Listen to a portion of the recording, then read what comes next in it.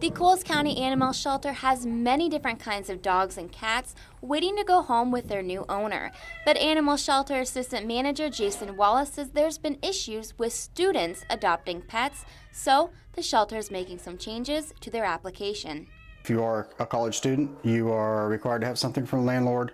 We also need your parents' information with their phone number so that when you're done with schooling and you go home, that it's okay with your parents. And that's why the shelter is calling parents. College student Rachel Pappas says she understands why there's a new rule on the application, but doesn't think it should be a requirement. I see to an extent that could be helpful because sometimes, the dogs do come home over the summer back to the homes of the students, but I don't really agree with it. And Pappas says that includes figuring out if you have the time to keep and care for the pet.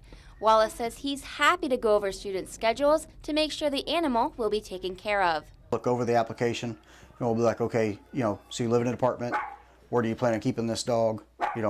How long is your classes or your work? That type of thing. We try to go over that with them.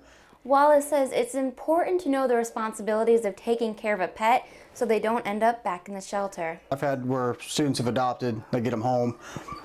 Either they don't have enough time for them or they adopted, a lot of it is researching the breed of dog that you're looking to adopt. Wallace says in the end, the new rule has helped the shelter decide who should and shouldn't be adopting. A lot of parents are truthful. Oh, my kid has to have no business taking care of anything else. He can barely take care of himself.